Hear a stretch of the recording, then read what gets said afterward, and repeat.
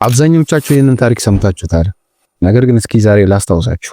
አንድ የሆነ ብልጥ አዲስ ተመራቂ ዶክተር ነበር እና ያ ዶክተር ክሊኒክ ይከፍታል። ያንን ክሊኒክ ከከፈተ በኋላ ያ ክሊኒክ በሰው እንዲሳብ ብሎ አንድ ማስታወቂያ ይለጥፋል። ማስታወቂያውን እኛ ጋር መጥቶ የተፈወሰ ሰው $20 ይከፍላል፣ ያልተፈወሰ ደግሞ እኛ $500 እንከፍልለታለን ይላሉ በዛ ማስታወቂያ ላይ።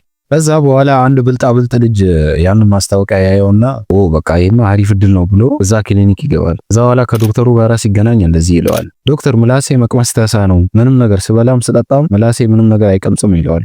ዶክተሩም ታዲያ ይሄ ፈውሱ እኛ ጋር ነው ብሎ ነርሷን ይጠራትና መድኃኒት ቁጥር 17 አምጪልኝ ይላታል። ከዛ በኋላ ነርሷ መድኃኒቱን ካመጣች በኋላ ዶክተሩ ለታማሚው ይሰጠዋል። ታማሚው መድኃኒቱን ይጠጣዋል። ከዛ በኋላ ታማሚው በመገረም አይ ዶክተር ይሄ እኮ መድኃኒት አይደለም ይሄ ጋዝ ነው አለው። በቃ ምላስ መቅመስ ጀምሯል ብሎ $20 ተቀብሎ ተሸኘው።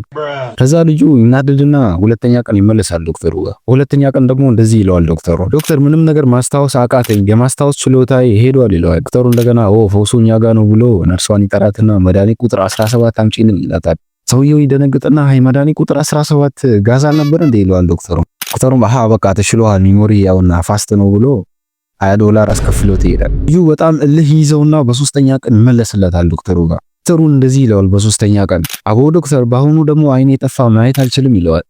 ፈውሱ በቃ ይሄ እኛ ጋር አይደለም በቃ ከፈጣሪ የመጣ ነገር ነው ብሎ $500 እንደመስጠት ብሎ $20 ይሰጠዋል። ከዛ ልጁ በመገረም ብሩን ያየና አይ ዶክተር ይሄ እኮ $20 ነው እንጂ $500 አይደለም ይለዋል። ዶክተሩ በቃ ተፈውሰሃል ብሎ $20 አስከፍሎት ይሄዳል እንደገና።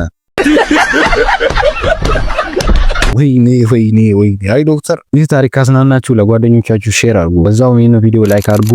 እንደዚህ አይነት እሳት የላሱ ታሪኮች እንዳይመልጧችሁ ይህንን ፔጅ ፎሎ አድርጉ።